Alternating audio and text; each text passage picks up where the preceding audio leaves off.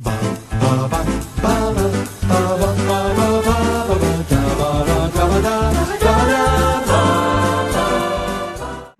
I'm Thomas Carruthers.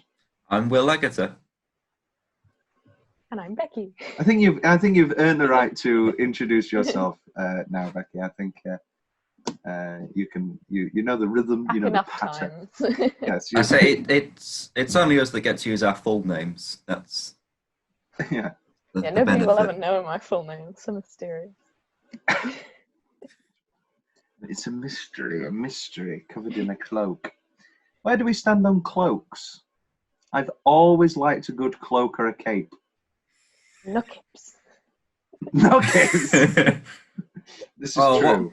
That got mean, didn't it, when Madonna fell down those stairs? What a moment. What an incredible. That's my favourite cape. Consummate professional. And my life is... And I burn it. She just keeps going. She's great. What a woman Madonna is. Look out for the upcoming Madonna bonus episode. I don't know how. Oh, it could just be. We could do a Vita. Yeah, there you go. Problem solved. Right. Today we are continuing our quadrilogy. How do you pronounce it? Quadrilogy or quadriology? Quadrilogy. 4 movies. Set of 4 movies. A collection of films, all horror, all 1973. And today it is our second film. It is William Friedkin's The Exorcist, from the novel by William Peter Blatty, who adapted it himself into the screenplay, which he did win the Oscar for, which we'll get to in Oscar Travesty, because that's not a travesty, it's a good thing.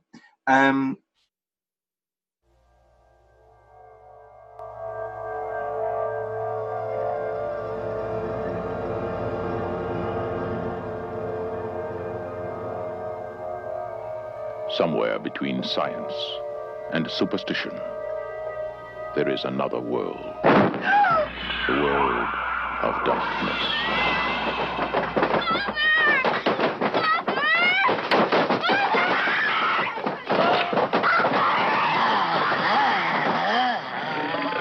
Nobody expected it. Let's see what Nobody believed it. And nothing could stop it. Will. Hello. Why don't you speak about this is quote unquote the one horror movie you can't watch alone. It's it's always been, there's always been a stigma around The Exorcist. There are no experts. You probably know as much about possession as most priests. Look, your daughter doesn't say she's a demon. She says she's the devil himself. I'm telling you that thing upstairs isn't my daughter. Now, I want you to tell me that you know for a fact that there's nothing wrong with my daughter except in her mind. You tell me you know for a fact that an exorcism wouldn't do any good. You tell me that!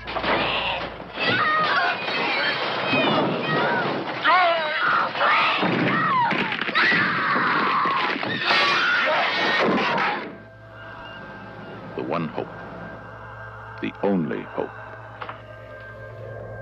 The Exorcist. It's I don't know what it is. Well, the thing is, when I watch it, I'm fine. I'm watching it. It's a good horror movie. Some scary bits. Some might say it's a masterpiece. Some may indeed. But it's whenever I'm not watching it that it becomes scary. Oh. So it's because well, that's most horror movies. When you watch it late at night and then you turn all your lights off and you can't get to sleep because you stood at the end of your bed. Did you have your night light on? I always do. Always do. Do you have a night light? I have a Pac-Man that I turn off just before I go to bed. Oh yeah, no. Everybody has a night light. Everybody has a lamp by the bed. I'm on about a night light that you keep. I have a lamp too, Will. That's not a big. I don't have a candle. like Chris when she goes in the attic and then. Yeah. What a great moment. So how did you fare this time, Will? With this was the best time. It's probably because I've matured Um, Grown man. Yeah. No longer yeah, a it's. child. I probably just it's memories from like when you're a kid. This image of Reagan is in a lot of jump scares. Yes. And when you're scrolling down YouTube, because you watch a lot of film stuff on YouTube, there's bound to be an Exorcist clip from every now and again. You scroll it, and then she's like, "Whoa, that's when I don't like it," because it's scary. Whereas I get. Hasn't she also been used in like Facebook videos? So Yeah, she's like the. you'll occasionally be watching something and then boom. Watch this till the end, and it's just a woman in a sink or something, and then I don't know. A woman in a sink. In a sink. Is she a very small woman, or is it a very big sink? I wrote that play, A Woman in a Sink. But she's not in the sink, it's a metaphor for her life as a housewife. I don't know. There you go. Done. Yeah, and then she pops up, and it's very loud. Becky, is this a virgin watch? I don't know your relationship with The Exorcist. Why don't you fill me? Yeah. So basically, I am a big horror fan, but I, for some reason, have not watched The Exorcist. Oh, that before. yes, you have said this. I forgot. And yeah, so it was a first watch for me. An interesting watch because I can compare it to a variety of other horror movies. I'm sure we will come on to that. Yes, it does have that thing of you watch Halloween and you go, you watch Dark Knight and you watch when he's in prison and he wanted to get into the prison and you go, I've seen this, and then you forget that came out in 2008. And how annoying that was ridiculous. We'll get to this in Skyfall. How ridiculous was that run of 5 years after The Dark Knight, where every single villain, the twist was that they wanted to get caught. Yeah, Loki, Javier Bardem. There was another one as well, and it drove me mad because I thought, do these people genuinely think that we haven't seen The Dark Knight, one of the biggest movies of all time, critically, commercially? Baffled me. And so there's my change for Skyfall. Spoilers. Yes. So what's over in a nutshell, Becky? How did you find Mr. Friedkin's The Exorcist? We'll get to the different cuts later, but you did watch the extended director's cut. I did, yes. Just because it was what was available and the cheapest. Basically, I don't get scared by an awful lot. It takes me quite a lot. I know what you mean, Will, by the whole like getting scared afterwards, but even that doesn't seem to affect me. And like, I will like look down the stairs and see like a dark corridor or something and be like, oh, that's a bit creepy. But I'll almost like jokeify it in my head to like cope with it. And it's only like certain horror movies that will get me really worried. This, I didn't find scary at all when I watched it. And yeah, to be honest, I haven't had any after effects either. I tend to find the older horror movies just aren't scary at all. I think they're more like good films, whereas like modern horror films aren't as good, but they can be more scary. Yeah, because they're cheap. I hate Annabelle Creation is very good. There are some very good ones. Yes, of course there are. And all of those that are good harken back to a better time. As you put it best, it needs to be a good film first. People don't talk about the Amityville Horror much anymore because it was cheap. Like modern, Amityville, it's better than a lot of modern day horror films. A jump scare sickens me. It's not good filmmaking. It's cheap. It's like a fart joke. Fart jokes have more credit in my eyes. I cannot stand a cheap jump scare. Prime example of a good jump scare, Exorcist 3. That's a different film. Exorcist 3 is an excellent jump scare with the nun and the shears. But but just all of these modern horror movies, 5 minutes of silence. There.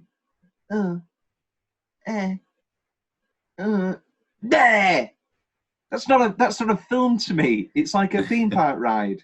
To quote Ryan Scorsese about MCU movies. What I think was one of the best modern horrors isn't even a film, it's a TV show. The Haunting of Hill House. Oh, yes, that was all right. Yes. Very clever, very well done. And I just like when there's something kind of constantly in the background, or like they'll scan round. I like when they use specific camera angles where they put you on an edge and you're kind of like, something's going to appear. And then something's just kind of there and it moves past you and you're like, whoa. And also, Haunting of Hill House, that's a good story as well. Yeah. That puts the story first. The Exorcist doesn't work if you don't have the excellent screenplay, the incredible performances, the incredible directing. Take out the screenplay, some of the acting from these horror movies, and just have the clip. It's like you get more out of the trailer. Bang! It's like you could take out the whole demon possession and the supernatural things, make it a cancer and it would still be a great movie. I always say about The Exorcist, I say, at its core, it is a film about a mother who is losing her child to a disease and she has no idea how to stop it or what it is. And that disease just so happens to... William Friedkin, I've I obviously do a deep dive before we do these, and I've watched all the interviews now and all the commentaries, and he keeps saying the phrase, just so happens to be. It just so happens to be a demon. It's a regular house in Washington. It's the very celebrated actress. It just so happens to be that her daughter is possessed by a demon. I love this film. I don't know if this has come through yet. I think it has. I really do adore this film. This was the first Blu-ray I ever owned. Oh. It's got a special place in your heart. Then. It does. I have a lovely 3-disc edition, so I can choose whether I want to watch the extended or the theatrical. Both of their merits. I usually watch the theatrical. I said for Will, for us to watch the theatrical. We'll talk about the different cuts because I do think some of the changes are good, but I also think that some of them are shocking and terrible. We'll get to it. Let's do YouTube comments. That girl needs a Snickers. She is not herself when she's hungry. That sort of changes the tone of the film. I like that. I love it. This is me, but more aggressive. Only people with actual brains can enjoy this film for what it is. I've had this experience with this film. I get this so often now. And it does annoy me. And I don't want to be, you're not smart enough or anything. Because it's not that. It's the way that horror films are nowadays. But I show people The Exorcist, or I show people these movies, and they're just bored. Or they say, oh, it's so boring. Do people not understand a slow burn? And also, I think this film is far from boring. It's a trim 2 hours to me. We'll talk about in the editing later, those hard cuts just out of scenes. You never stay with the scene too long to be bored with it. Those remarkable jump out of a scene, keep cutting between, in the first hour specifically, the Carruthers and his mother, and then you're back to Reagan slowly getting worse and worse, and then there's like 10 minutes where you don't see Reagan, and then when you see her again, she's tied to that bed and she looks like that. I think this film is far from boring for me, and I've said it before and I'll say it again. Endgame bored me. I will never watch Endgame again. 3 hours. Oh, I've not seen Endgame, but in terms of Exorcist, I did think the start was very slow. I think about halfway through the film, I was like engaged and I kept watching. What would you have cut? It's very slow. Various things. I can't think of like exact scenes, but like it was just sort of there was a lot of like setting it up, and I feel like you could have easily cut about half of that and still had the same general storyline. Yeah, it takes them a while to get to the psychiatrist. I think. Even just like hints of more demon-esque things slightly earlier on to hint at it, because then you're opening scene. You're like, oh, she's just ill. Well, yeah, with the whole like charm and everything, and I do like how that is then like linked in at the end. But do you not think that having an opening, well, it's not the opening scene, but having just a mother and daughter messing around with a Ouija board, and we hear about Captain Howdy and we laugh it off. Oh no, I like. And then an hour and 40 later, a man throws himself out of a window, a body is levitating, and you've not even stopped for a moment to go, oh, it's getting a bit far-fetched, because it's the gradual mate. Oh. No, because it goes like this, and then it starts going up about halfway through the film, and I would say that like that the end isn't surprising, because like halfway through the film it's quite like low level but still like increasing. No, I wouldn't say it's surprising. The Exorcist is also one of those films where everybody has those images, as Will said, of I don't think anybody's going into this film surprised that it ends with her in a bed tied and anything. I just think the gradual nature of it works in its favour.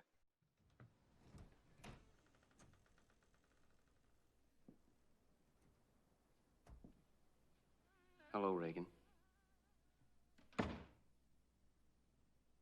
I'm a friend of your mother's. I'd like to help you. You want to loosen the straps, son? I'm afraid you might hurt yourself, Reagan. I'm not Reagan. I see. But also, I could say that I understand. The last 28 minutes of this film is like to cross the door into a realm beyond rationality, and between the real world and hell, it shakes you deep inside your soul. And that's pretty apt. I never understood how people laugh at this. This is me. I think I commented this. The effects, which I don't get exactly how they are outdated. The absurdity of Reagan's language. I guess you have to be a film person to appreciate this movie now. This is one of the greatest motion pictures ever, and not just in the horror genre. The cinematography and atmosphere alone give me this weird chill down my spine. I laughed at bits. But I'm like Which a classic bits? laugher. Some bits are meant to be I laugh funny. at how ridiculous some horror stuff is. The funny bits are anytime she swears, the demon comes out with, or when she's like, what a but also just like exorcism. Occasionally the effects. Like, obviously it's a film of the 1970s, so you have to like take it with a pinch of salt that they've got less like abilities to do things there. I disagree. For example, the bed. I was just looking at it and I was like, this is so bad. Like, you could make this look so much better than it does. What? The shaking bed. I think these special like someone is effects clearly just under there doing like this. A lot of things you get today. I'm trying to be more blasé, but that is insane. The bed levitation is incredible. No, not the levitation. The shaking bed. Dr. Tanny says the X-rays are negative. In other words, normal.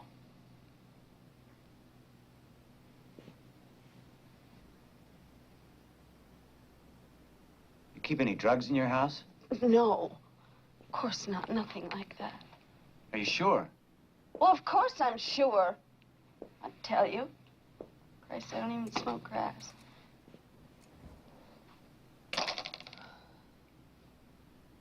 You planning to be home soon?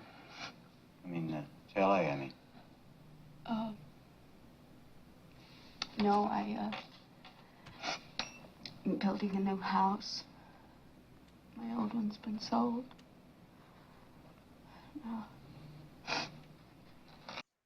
Where it clearly looks like either someone is under there or there's just a machine that does like that with the bed.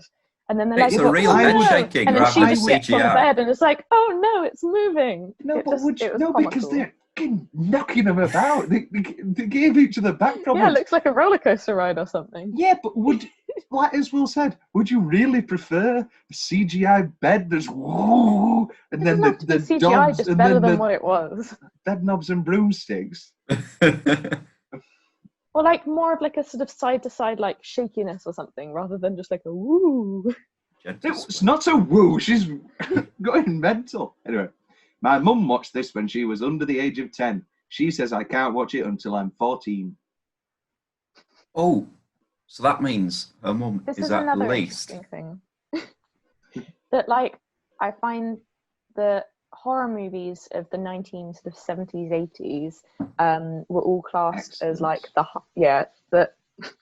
whereas classed as like the highest rating, and that you couldn't watch them until you're like equivalent of 16 or 18 or whatever in various countries. Whereas nowadays there's a lot more like 12s and 15s. I think the the main worst. reason The horror is for almost this, scarier. this is, well, there's a lot of blasphemy, there's a lot of bad language, and back in them days, children. And biblical that was a bad blasphemy. thing. If you go Yes. in that way, like this was a Yeah. very controversial movie. I mean, you have a young child masturbating with a crucifix to the point that blood is everywhere, and then she shoves her mother's face into her bloody vagina, screaming, "Lick me, lick me." We in a world of your Saws and in a world of your Hostels, that image is far scarier and far more unsettling, and it'll stick with I you agree far that longer than some of those. This specific movie should definitely be like Yes, no, I essentially agree. 18 This because of those warrants things. it. But in general, older horror movies like aren't always deserving of their like R rating or 18 rating. Yeah, Wicker Man, I get. No, there's all the nudity, isn't it? That sort of pips that to its 15. Don't Look Now, again, sex, violence. Julie Christie. I think it was just the views on But sex, then I think violence, a lot and of bad language back then. But then a lot of these things are kind of in 15s nowadays. So Yeah. And also with a lot of these modern horror movies, especially your Blumhouses, they're knocking them down to 12s for more money. And you're like, oh, show me some blood. Show me something. This is shit, but at least make it good shit. Imagine Tom sat there in the cinema just shouting, "Show me some blood." Show me some blood, come And on. then there's these 12-year-olds just sat next to him. Well, I've told you my Justice League story, haven't I? When Yeah. I verbally abused those two children. Would you please be quiet?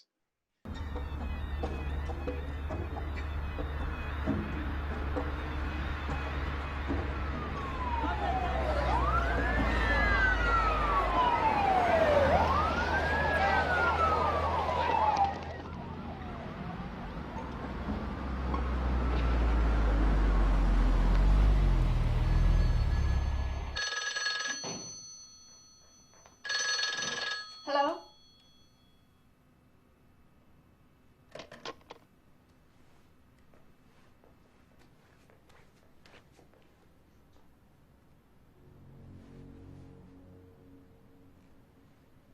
Cher? Have I told you that one, Becky? I think so, It's yeah. a great story. The moral of the story is don't talk in movies. Don't do it. And if I'm sat next to you, you better watch out.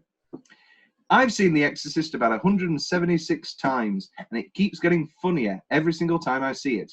This sparked a debate. The people that are laughing at this movie are just hiding how terrified they actually are. Then he responded, "Crazy Fish, it's actually not scary at all." That was the guy's name. "And we can have opinions, so stop wrecking them." It continues. The Exorcist is raw and scary. And then somebody else, "The Exorcist is the funniest movie I've ever seen." Now you can jump in. Okay, The debate is done. Like, I think I'm one of those people who almost, because I've watched so much horror, I've realized that the best way to cope with it is by kind of like laughing it off or like jokifying it in your head so that you don't get like haunted by it afterwards. But because of modern horror, because of like the effects that they can use these days, and sometimes things are a lot more subtle, you laugh at how obvious the horror is in older movies. And yeah, I can understand why people are like, oh, it's not like scary at all. But No, exact opposite. I think there's two types of people. There are people who are going to watch it and go, oh, this is really scary, I don't like horror movies. And there's people who are like, this is quite ridiculous in comparison to other horror movies. I have to disagree again. I think it's the exact opposite. I think the thing that most horror movies nowadays are missing is subtlety. And all of these critically acclaimed ones that come out and get critically acclaimed have subtlety. Hereditary, Midsummer, It Follows. It's that return to subtlety when we've been lambasted with torture porn and your Saws and your Hostels. Even in, and I don't mind The Conjuring, I like the first film. The second film, even that, a simple possession movie. And that final scene with the gigantic spear and the giant nun, there is no subtlety in the slightest. I have to say that if there's one thing that these older movies do have, it's subtlety. But where would you say the subtlety lies in this film? Because we talked about the gradual nature. Yeah, but that's just a demon possessing something. Like the actual horror, the scary bits. Yeah. Are very obviously like, oh my god, she's like possessed by something and she's speaking with a man's voice. It's all very obvious. Don't offend Mercedes Muggeridge. That's a very deep woman's voice. The old character actress who smoked 10 a day and drank straight whiskey and gargled raw eggs. That's like Rocky. Like Rocky, yeah. And gargled raw eggs, chest, arms, and legs. Different film. What is yes. So what are these subtle horror things in modern movies? Well, like I think of the main horror movies that I've watched as the ones that you listed that are like critically acclaimed, because I won't watch. Well, no, I'll occasionally watch the really bad ones just to laugh at how bad they are. Like Will and I have watched a couple where we just sort of laugh at how awful they are. But yeah, it's those films that I like with It Follows, for example, the constant person in the background, and whenever you see like an extra or something just walking across, you're like, oh my god, that could be it. It's things like that I really enjoy. Yeah. Rather than it being like, oh, there's a demon, or oh, this person with the chainsaw is coming at me or something. It's more subtle. Opening line Hall of Fame, Allahu Akbar. We forgot about this. Thomas Widler's specific favourite parts of the film. We'll get to Iraq in change, because I think let's get to this now. I really like Iraq. I love that 10 minutes. I mean, I think it's a perfect film. I think if you're gonna cut something, that's an easy cut. Yeah. Oh, okay. So when I first was watching it, I was like, what the hell is happening? This is not The Exorcist that I thought I was watching. The Mummy. But then, like, the more time that goes on, the more it makes sense. But I also they kind of explain little bits of the, like, sort of the necklace and the, like, artifact thing. That's another great thing, that nothing's really explained. Yeah, but then that annoys me. Oh, but would you really want a scene of 10 minutes? Outwardly, it just has to be subtly. Like, I quite liked the bit where, because doesn't the priest wear it and then she pulls it off his neck? That's the kind of thing where I'm like, oh, that's where it got to. That's how it's like linked into this situation. But it still doesn't quite explain whether like the necklace is protective or whether it's causing issues. And whether you that, think like, that artifact Father thing Dyer giving it back to her at the end is going to lead to her being possessed again? I thought you'd like to keep this, the final line of the film. And then he does the Vincent Price laugh. Well, like, he has so many mental problems himself that you kind of wonder, oh, is it like somehow linked to that? Yes. Specifically in Iraq, I like the Iraq statue. When Father Maron first sees the statue and the dogs are wolfing and... I like it, but it's also a little bit comical. Ow! It's like, do, and then suddenly it appears and it's like shown in like almost like shape of a screen, and you're like, whoa, statue that's not even moving. It's marking the moment. I like that Chris McNeil is an actress. It's just like she's not actually a, you know, it doesn't take it to the extreme of like, oh, she's just a random housewife and then her child. It's like, oh, wait a minute. No, she's just an actress. It happens to be in Washington. Lovely. And I love when she's talking to Burke.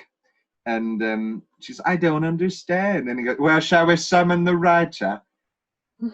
I believe it's in Paris, writing fucking in front of lots of guests. we love Burke.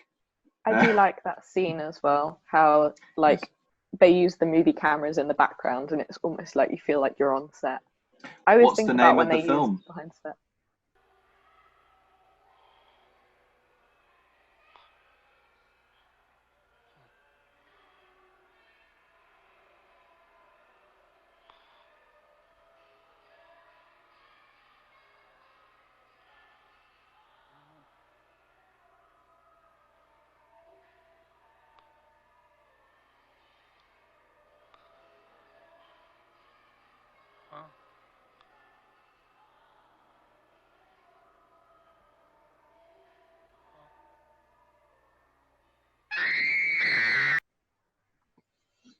You can see it on the trailer of her trailer, not the film trailer.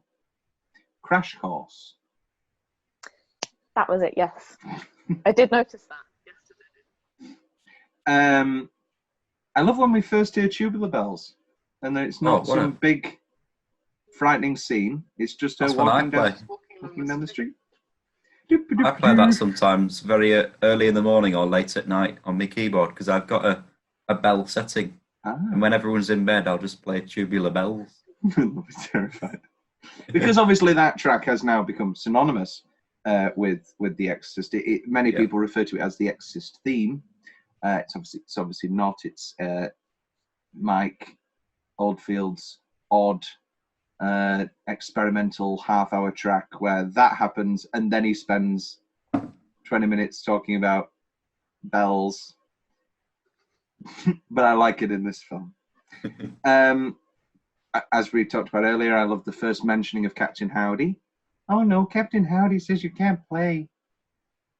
The defacement of the statue with the gigantic penis and the breasts. I love the... See, that's more of a dun-dun moment to me. Of just the priest going... He doesn't even go, oh God in heaven! He just looks at it and his face drops, and then... But that's what I think is like, that feels more real, is to go like, oh, it's been defaced, and sort of a bit of anger, a bit of like, what? Whereas like the statue in Iraq or wherever it was very just sort of like, it was almost like the zoom in on it and was suddenly like, oh!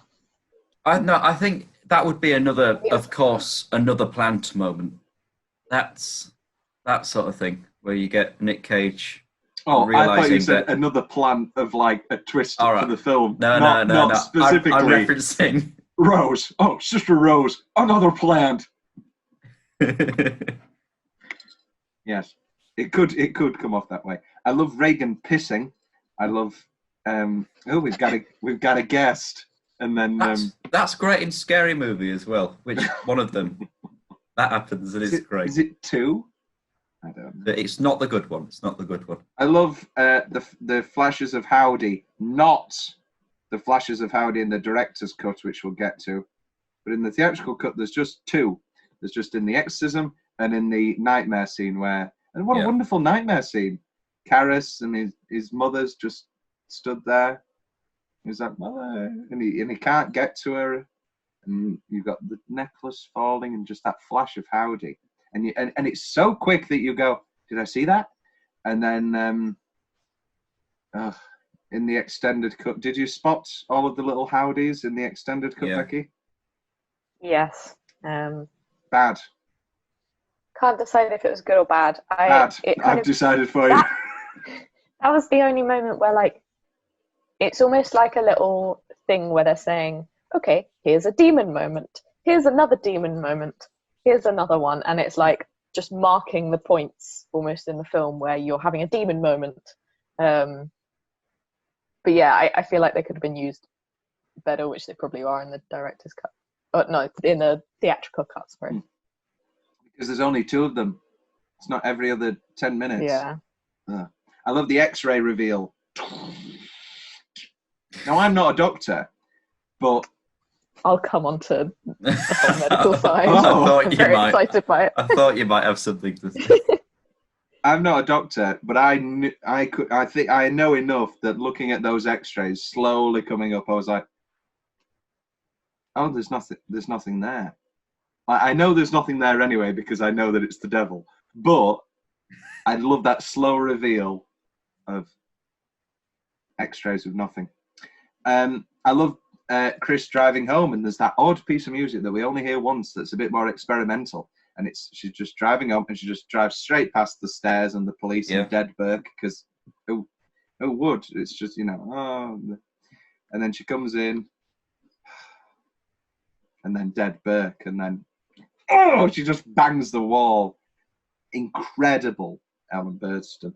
And then in the extended cut, we have the spider walk scene.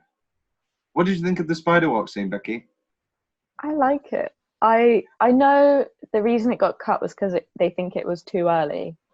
Too early, and it had a wire that they couldn't get rid of because CGI didn't exist. Wait to Christ. Prince of Murderers.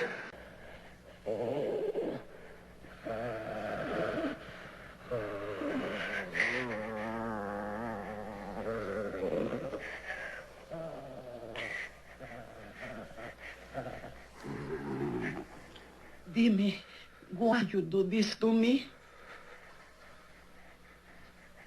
Please, Dime, I'm afraid. You're not my mother. Dime, please.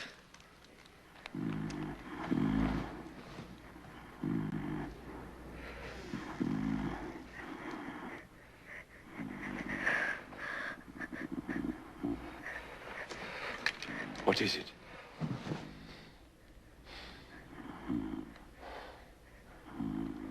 Her heart. Can you give her something? Well, this was in the midst of the bit where I was a bit like, oh, it's still a bit slow. Like, they haven't really got anywhere yet with it. And then the spider walk happened, and I was like, oh, yay, something. Also, for me, more than anything, it breaks the logic that she's trapped in the room. I think, yeah, it was a bit random, like, if you look at the rest of the movie, but I think it's a nice touch that should have been added to, like, a different horror movie, basically. Like, I like the concept of it, but not within that movie. Yes. I agree. I also just like how it was done and the look of it. It was quite no, cool. it's an excellent minute. It's just out of place, as you say. I love Detective Kinderman with the autograph. Can I have an autograph, please? Oh, we love Lee J. Cobb. See, you talk about subtlety and you talk about all these big scares in these shit new movies, and then she just pops out a drawer and he goes, "Did you do that?" One of my other favourite parts. He goes, "Maybe." I love that scene because it's almost as if they're best mates and they're just she's really funny. The demon's great, and the devil. Now kindly undo these straps. And in that scene, yeah, they're just chatting. Like, she doesn't do anything bad to him particularly. It's just like, I know about your dead mother. Yeah. I love the arrival of Maron. Obviously, it's iconic now because of the poster. It was the poster image, but even in the context of the film. And then, obviously, Maron from above. And my final specific favourite moment is the flash of Carruthers' mother when he looks over and she's just there. Yeah, I like that bit. Because it was just quick enough and she didn't come up and she was like, everyone a hug. That's the kind of subtlety that I feel like they needed more of. Not necessarily the same thing, but just like hints of twisting people's mind and going like, oh, did I just see that? Oh, okay, it's gone. Like, I don't know. I like those things. They're good. Will's more general favourite part? I've got great silhouettes. When you're at the end and you've got that sudden shot and it's just her in the white light on the bed. I see the Iraq and you've statue got again. The statue behind it. I love that shot. That is probably one of my favourite parts of it.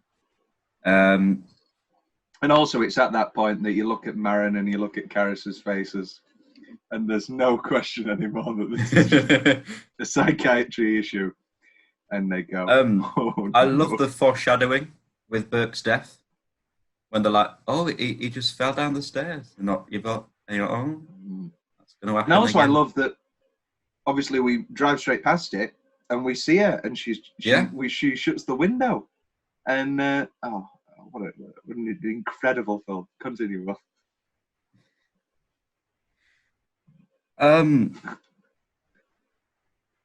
What about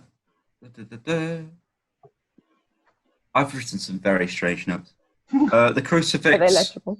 The crucifix bit, love that. I've written Lord's Prayer, tongue, siblings. Oh, there we go. That's it.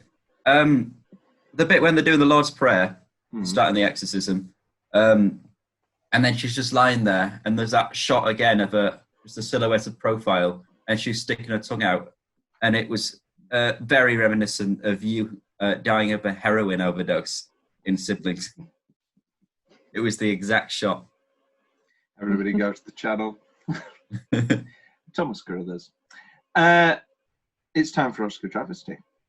So we'll touch, obviously, because this is all 1973.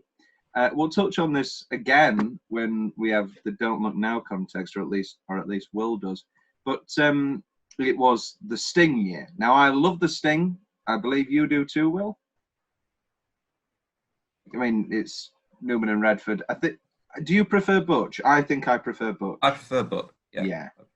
But yeah, no, the Sting's obviously excellent. I don't know if I would put The Exorcist as better. I think I do.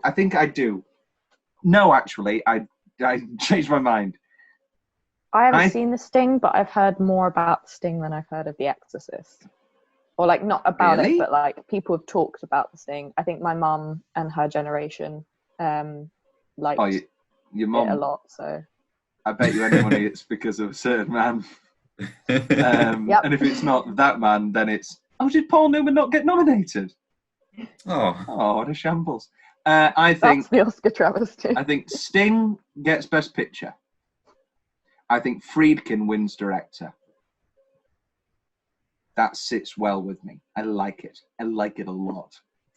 And then when we get to Don't Look Now, we'll talk about bumping some of these because the fact that Don't Look Now isn't anywhere is a shambles.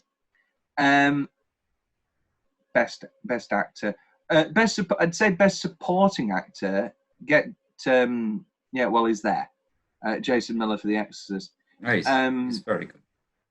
I haven't seen The Paper Chase,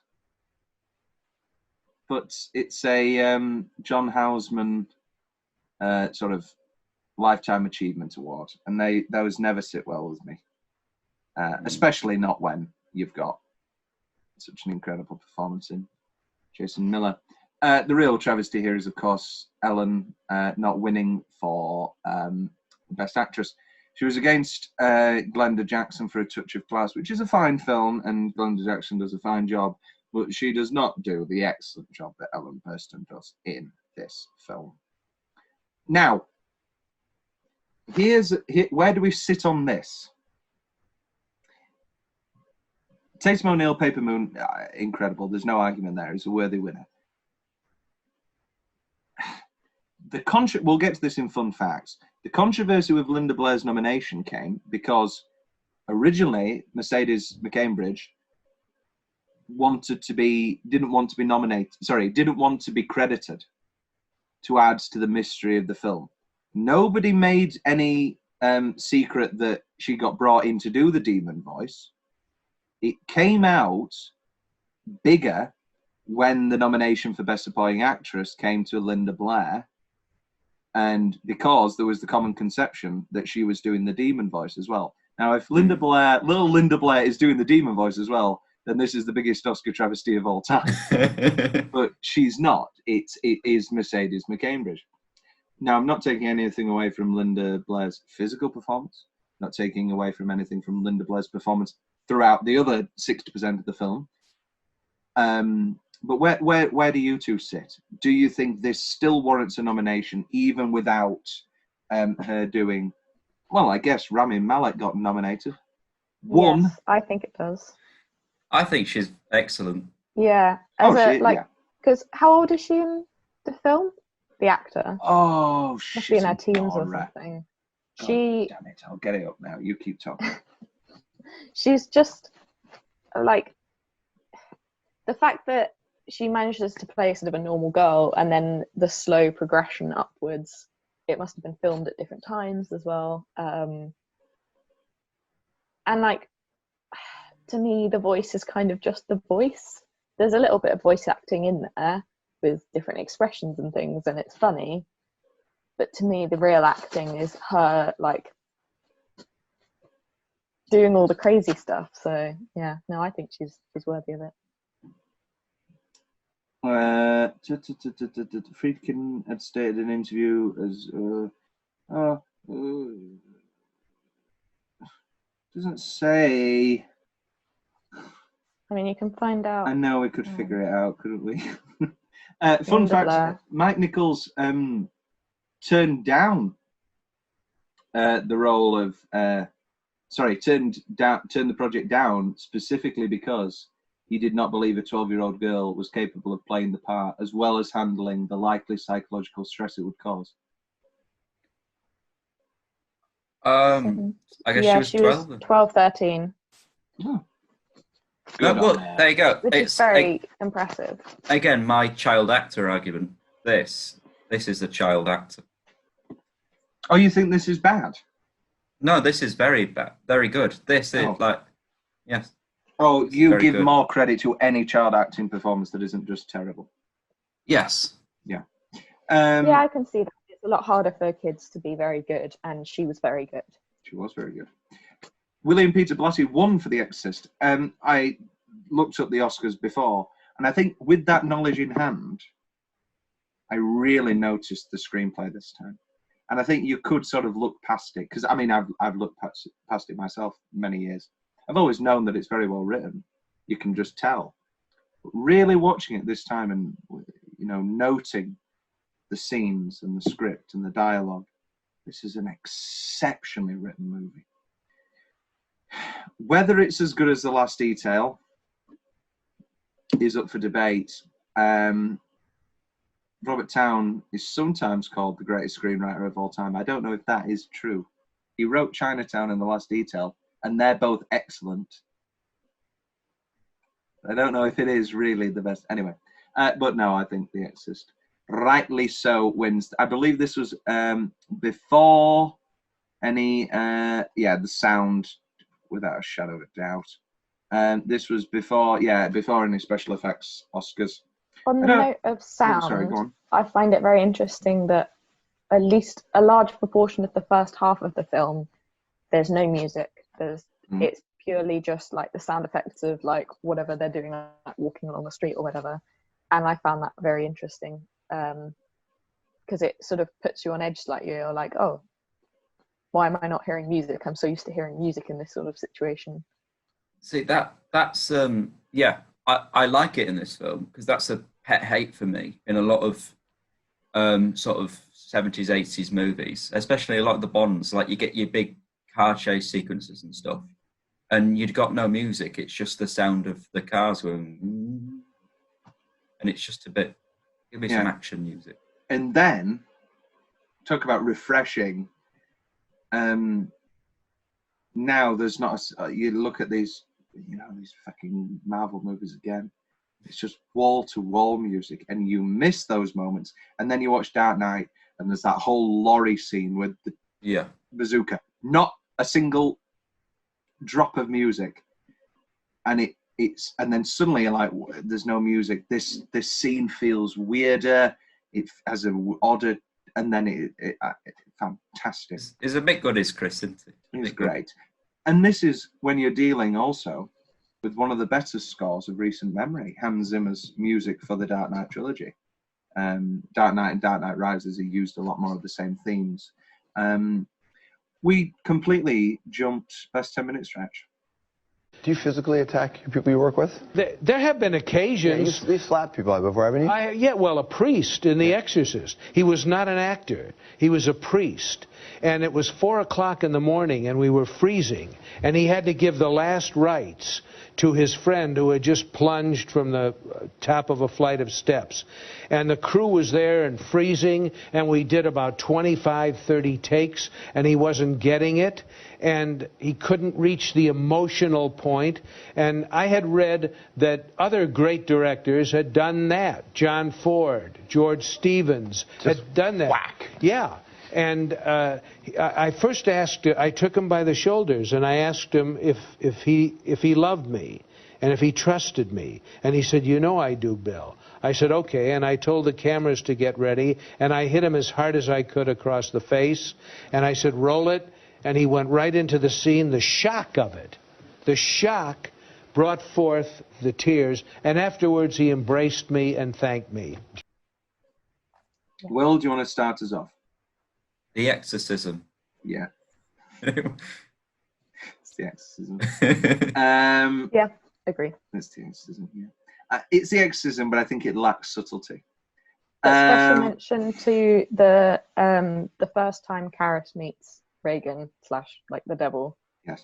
With that, like with the jaw scene. That's good as well. I similarly have 3 other nominations. I don't know if it is necessarily as cut and dry as we're making out. I love the party, into her pissing herself, into the bath, into the shaking bed. That 10 minutes is great.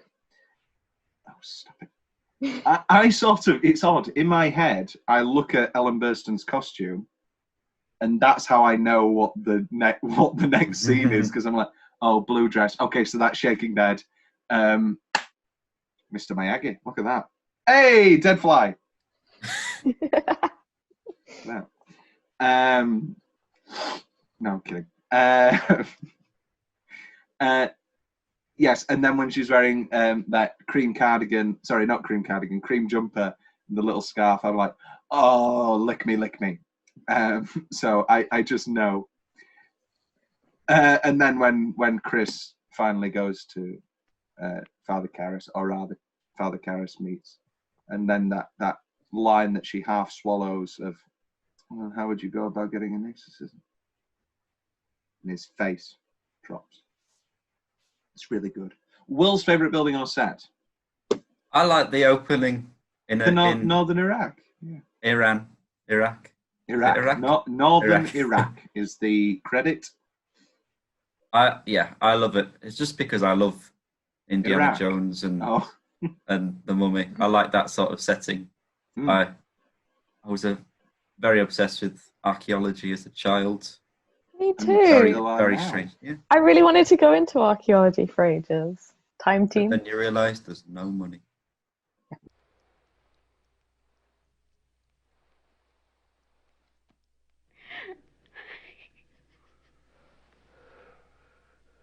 You son of a bitch!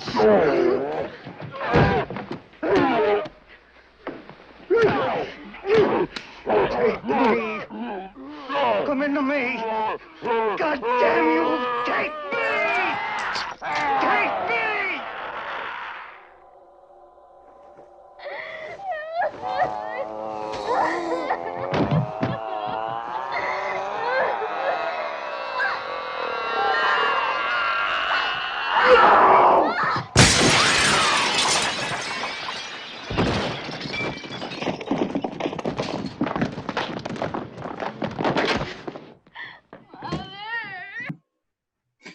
No, well, I love Tony. That's why I like. I love Blackadder. Yes. Oh, and we've found the old ruins of a hill. I don't even know if that makes any sense. Best single minutes. I've got more nominations. Falling down the stairs, the final jump, the final take me. That's the winner. But I also love Carruthers going to see his mother in Manhattan. Love that little section. I love Reagan and Chris talking in bed, and Reagan's like, "Who's you can bring Burke if you'd like." Now, I've got this in big question, but I'll get to it now. This might be another case of heartburn where I sort of took Jeff Daniels as effeminate performance differently. I see no relationship with Burke and Chris. Is Burke her gay best friend who Reagan just doesn't understand that yet? And so she thinks that they're in a relationship. Because I don't see any sort of relationship there. Because that's what Reagan says in bed. She's like, well, I've heard differently. I noticed that. I was like, oh, they didn't really show much. I couldn't tell if it was just they decided not to include it in the film kind of thing, or whether it's supposed to be like we're almost seeing it from like Reagan's perspective. You don't really see that much of it, but you're hearing things that other people are like, oh, your mum and Burke. And Burke does come and like apparently like when he dies, like carefree,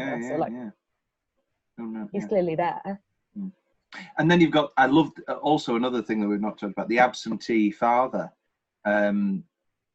Just the little drops, and he never comes.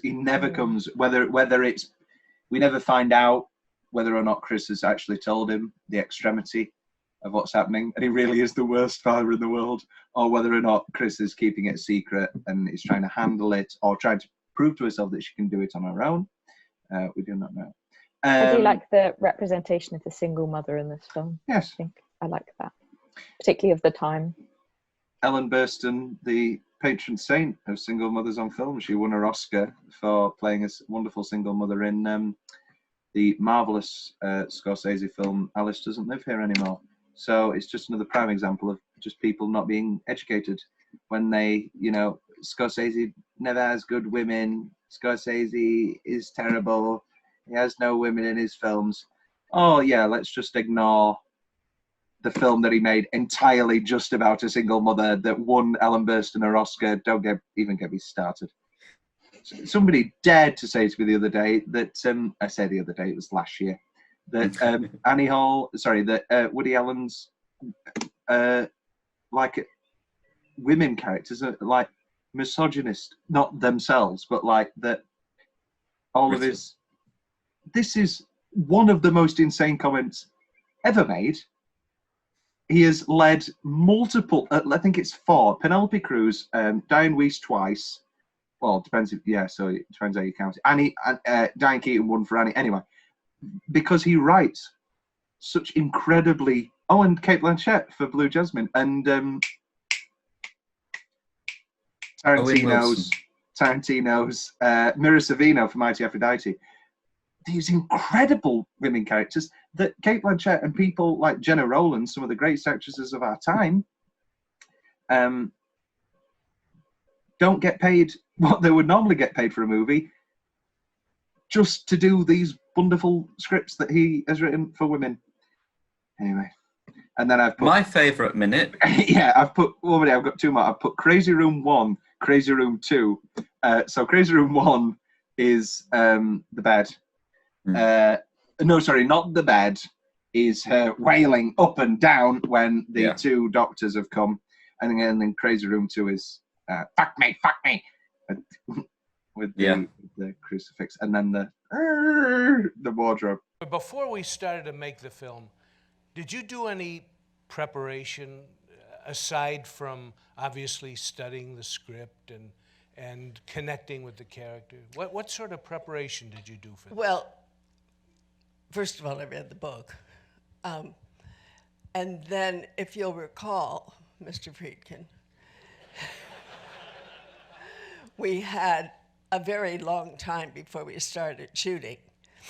And you took me to the Metropolitan Museum to look at paintings on a Monday when the museum was closed, and we had it all to ourselves. We played music together. You showed me photographs, including the Magritte that you used for the famous ad for the film. You showed me the books that had been written about the research that was done on the real case. You filled me with information and background and understanding of what I was getting myself in for. As you were, Will, sorry. Yeah, strong contenders, the Take Me at the end. But I really do enjoy her driving home past the police, going into the house. That, for me, is the scariest part of the film. Because she comes, the lights are flickering, the music, the lights flickering, she answers the phone. What's on the phone? We don't know. She puts it back, walking up, blackout, and then you get that sudden flash of the demon behind her. I love that. That's scary. So did you watch the extended as well? I did. That love flash that. is bad, Will. That flash is bad. No, it's not. That was the scariest part of the film. That flash behind her in the kitchen. Because it's very quick and it's very well done. And I had to rewind it and think, shit, what was that? Okay. Yes, Tom. Oh, yes. Best line. Get ready for some of these. Here we go. My single minute. Oh, Becky. Go on. So the cerebral angiography, the medical procedure, I found that really interesting. Yes. I didn't know if they that was accurate at the time. Turns out it was. They stopped doing injections into the carotid artery, like the one in the neck, because it caused various issues and side effects that were really painful and horrible for the patient. But yeah, it was. So her life's ruined anyway. Devil or not, she's got a neck pain for the rest of her life. Well, no, it was during it. I read up on it afterwards. Apparently, it's one of the most accurate representations of a cerebral angiography there is on film. And the guy who did it was an actual doctor who has performed cerebral angiographies before, and he also ended up being a serial killer. That's a fun fact. What? Yep. So I got this here. There is an actual this is serial wonderful. killer. I love it when people tell. This is great news. There is an actual serial killer in The Exorcist. Paul Bateson, the X-ray technician by profession, is one of the radiologists present during the carotid angiography scene. Several years later, he was convicted of murdering film critic Addison Verrill. Bateson became the prime suspect in what were known as the Bag murders, carried out between 1977 and 1978, in which 6 male victims were mutilated and dismembered, their remains wrapped in black plastic bags and dumped in the Hudson River. Some of the grisly fragments washed up on the New Jersey shore, others coming to ground near the World Trade Center. These murders were the inspiration for another of William Friedkin's films, Cruising, starring Cruising. Al Pacino. What a good film. We'll get to Cruising one time. But yeah, I like that fact. I liked the medical procedure, the fact it was accurate at the time, and her clearly being in pain. And yeah, I just thought that was interesting. That's my favourite minute. Very interesting. Stick your cock up her ass, you motherfucking worthless cocksucker. Best line. Here we go. What an excellent day for an exorcism. You would like that? intensely. But wouldn't that drive you out of Reagan? It would bring us together. You and Reagan, you and us. Wonderful stuff. Your mother sucks cocks in hell, Carruthers, you faithless slime. That's the one I often quote. I'm not Reagan. Well, then let's introduce ourselves. I'm Damien Carruthers, and I'm the devil. Now kindly undo these straps. Wonderful. Basically, all of the best lines are when like this demon devil thing is in Reagan. Well, second to, well, we'll get to it. But my next one. Do you know what she did, your cunting daughter? And then Burke's bloody damn butchering Nazi pig. And then you're gonna die up there. I like the doctor saying the problem with your daughter is not her bed, it's her brain. Which leads me to ask, would you rather have a big bed or a big brain? Big brain doesn't affect your intelligence. Males have, I can't remember the exact percentage, but a percentage bigger sized brains, but it does not affect the intelligence. Makes a lot of sense though, doesn't it? I need to fact check my... move on. So that's true then. So that's true. When, I think it's a Borat or something. Yeah, it's Borat with the feminism, where he says, but the man's brain is bigger scientifically, and then they all go, no, that's wrong. Is that actually true then, Becky? It's bigger because everything in a guy is bigger because, like, because guys have, like, just bigger heads, bigger everything. So, yeah, the brain is, in general, this is very much like, in general, the brains are bigger, but they've done various tests, and it's more, there's a slight difference in, for example, like spatial abilities versus like emotional abilities. But overall intelligence is the same. Maybe Borat was right the whole time. We need to start believing more things he says. Will, do you have any other favourite lines? No. Becky? Oh, I've got one. It was shoot. Keep your fingers away from my goddamn without wanting to swear too. I just said, was a great moment. Cunting daughter. Anyway, what's the change? We've talked about Iraq. The attic noise is far too.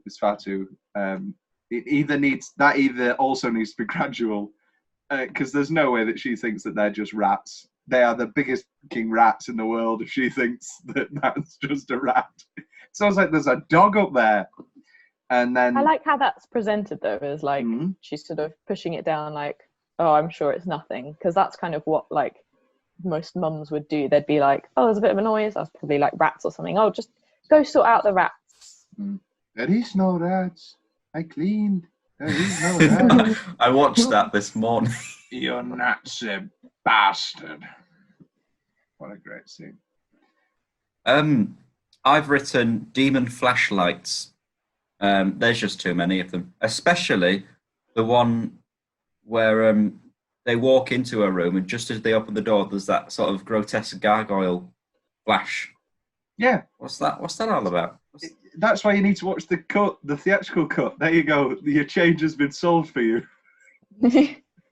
Yeah. However, you will lose your Cookerhood one that you loved so much.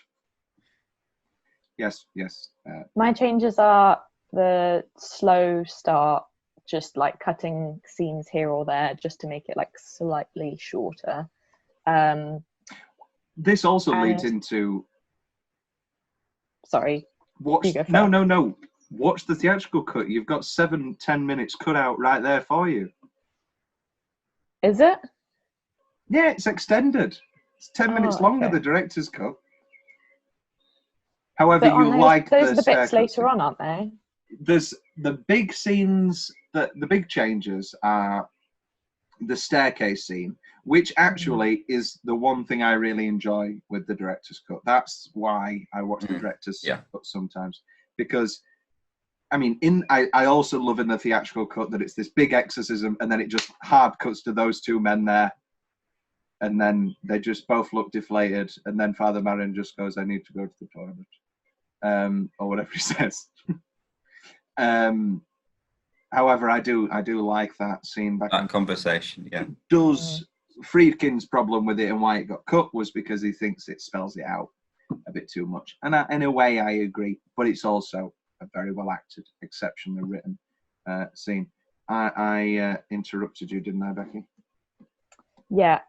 The other thing I don't think you're gonna like. Oh no. So Chris is the mum, isn't it? The mother, Chris McNeil. Oh, don't. Yeah.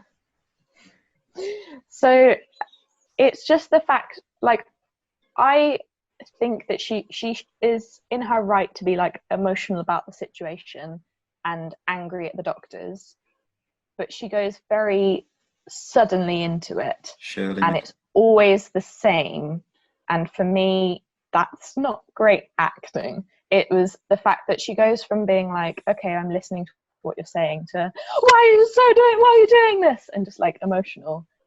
And there was too much of it as well. I don't know, it felt unnatural to me. Okay. Like, of course, women should be in touch with their emotions. They should, express it when necessary. But it was slightly too much, and it was slightly too often, and it didn't. If I can add to that, I agree, because I hate overacting. However, I do think it works. Thank you. I'll stop there. I do think it works when the doctors are coming out of the room and she's asking, what's wrong with her? What's wrong with her? She's not getting an answer, so she has to keep asking, and then it builds, and that seems good. When there's a build and when it feels right, like that's completely fine. It's just every so often it was like a very sudden, like. It's a funny thing you've talked about Shirley MacLaine, well, because William Peter Blatty was good friends with Shirley MacLaine, and she was the inspiration for the role in the book, and hence the film. You could see, you could see that. We'll run through this now. The three original choices were Hepburn, but her distinction was she wanted it to be filmed in Rome because she was currently married to some Roman. And she was like, no, I want to be in Rome. Friedkin shut that shit down and said, and Bancroft, who I think would be excellent, but she had bloody hell, what was it? A casting problem, a conflict, and then Jane Fonda, who I don't think would be as good, and said that it was capitalist shit. She was in a Hanoi Jane moment. Anything left from your notes, Phil? I've written very thick vomit. Very thick. Yeah, pea soup and oatmeal. Lemmy. Alternate ending corner. You guys watched it just in your film. Do you think it's Kinderman and it's Father Dyer talking about... Don't like it. Yeah, I thought it was too sweet too.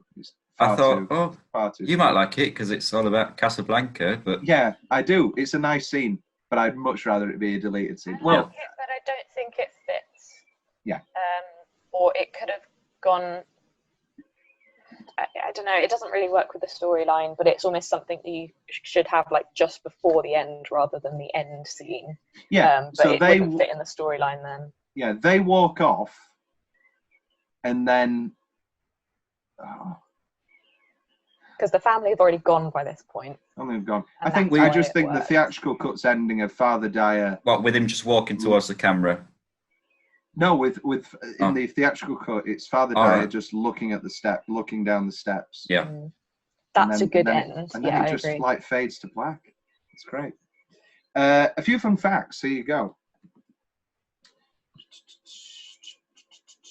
I'm surprised you didn't find the serial killer fact amongst your... I'm flabbergasted. In an interview, Jason Miller stated he had a major verbal confrontation with William Friedkin after the director fired a gun near his ear to get an authentic reaction from him. He told Friedkin that he is an actor and that he didn't need a gun to act surprised. Due to death threats against Linda Blair from religious zealots who believed the film glorified Satan, Warner Brothers had bodyguards protecting her for 6 months after the film's release. On the first day of filming the exorcism sequence, Linda Blair's delivery of her foul-mouthed dialogue so disturbed the gentlemanly Max von Sydow, that he actually forgot his lines. Jack Nicholson was up for the role of Father Carruthers before Jason Miller landed the role. William Friedkin thought he was too unholy to ever play a priest. I think Jack had agreed. Linda Blair received her Best Supporting Actress nomination before it was widely known that Mercedes McCambridge had provided the voice of the demon. By Academy rules, once Blair was given the nomination, it could not be withdrawn. But the controversy about Blair being given credit for another actress's work ruined her chances of winning the award. That's absolutely shambolic, especially when you look at fucking Rami Malek winning an award for speaking in between 50% of a film, him... Yeah, but we don't like Bohemian Rhapsody. We don't like Bohemian Rhapsody. We do like Rocket Man. Ellen Burstyn agreed to doing the movie only if her character didn't have to say the scripted line, "I believe in the devil." The producers agreed to eliminate the utterance.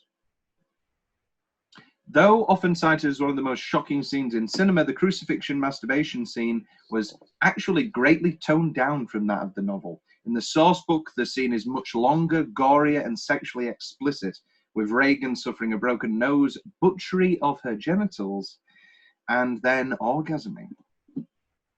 Which I guess is fine in a book. You don't need to see it. Pardon me. Ellen Burstyn received a permanent spinal injury during filming in the sequence where she's thrown back by her possessed daughter, and then the cabinet comes to her. And this was achieved by wearing a harness that was yanked back. And she said, "William, they're hurting me. They're hurting me. Please, less vigorous." And yeah, and then she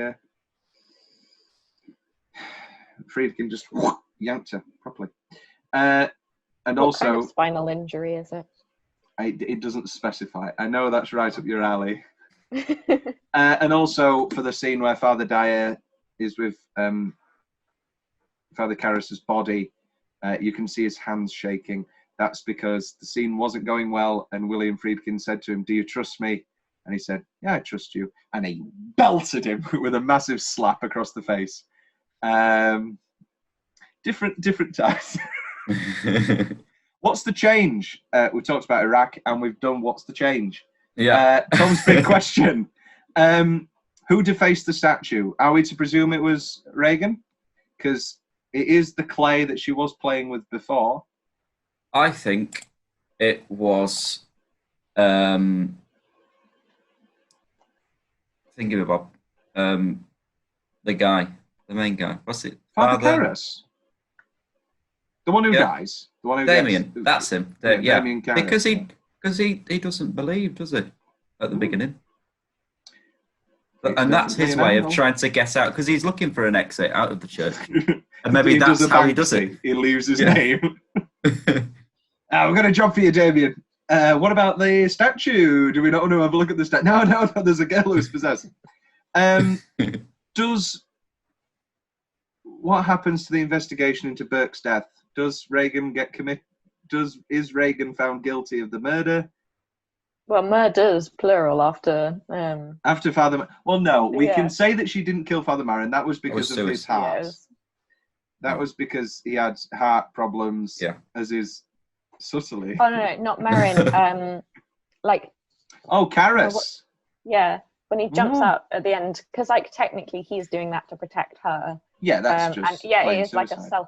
It's suicide, but... sacrifice. However, she did full-blown throw Burke out of the window. Yeah. No way around that. Synopsis of a sequel. I think we will do The Exorcist 3. Well, I've been thinking in my head about a fortnight of sequels to films we've done, because I think you'll really like Psycho 2. I think The Exorcist 3 has parts that are maybe better than the first. Not The Exorcist 2. Exorcist 2... Oh. Terrible. One of the worst films ever.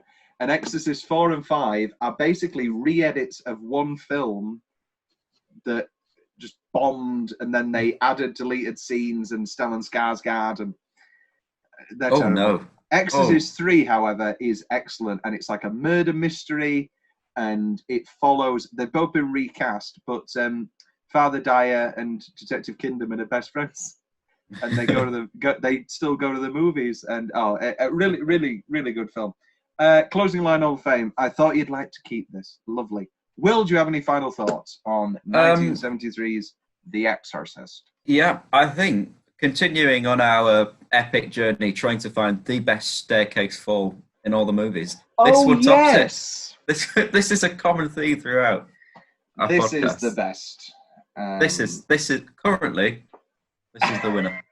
We need to Google movies with staircase scenes, and then just so that we can have a proper ranking. Yeah. But yes, I agree. I think it's this. Then it's Death Becomes Her. Yeah. Then Psycho. Oh, I think Psycho's at the bottom. But the other one we've got, Will, is Baby Bodies in Bed, the short film. So I don't know if we could say that a shitty staircase fall that I directed is better than Alfred Hitchcock's Psycho. But I appreciate it, Will. It's a lovely compliment. Yeah, flattering. Becky, do you have any final thoughts on 1973's The Exorcist? Just sort of what I've said before. Overrated. It's not. I wrote in my notes. It's not really a horror in my sense, but then I don't find a lot of things scary. I do think. Sorry to interrupt your final thoughts. I do think, and we've not touched on this, it's been thwarted really by its own marketing. Of my Blu-ray has the scariest movie of all time on it. It has commonly become known as that, and so people watch it, and like you, there's half an hour of like, wait, she's in the hospital. There's this weird serial killer who's working on her, and the serial killer character never comes back. Yeah. Sorry, back I have another fun fact in relation to that is that apparently very few people left the cinema because of it being a scary film. Most people left or threw up at the medical procedure scene. Very positive. Or the sexual cross scene, which they found too disturbing. And again, I think that kind of supports the whole thing that it's not the scariest of movies, but it's got aspects of disturbing nature. Yeah. This, I think about, like, we talked about Wicker Man. After rewatching Wicker Man the other day, I was thinking about, for days and days, of like, what if I knew I was going to die and I was going to, like, that final scene of the Wicker Man has stuck with me it's stuck with me for years, ever since I first watched it. But stuff like this sticks with you. Just because I have a really anal, detail thing. Oh, stop it, Will. They used to call me Anal Girl. So it was really neat. But just because I do have a great memory when it comes to films, just because I can remember The Conjuring 2 doesn't mean it's stuck with me. And if everybody should watch The Exorcist, and people who say it's boring, sorry Becky, are wrong. It's great. It flies by for me. I love The Exorcist. I think this is one of the better films ever made.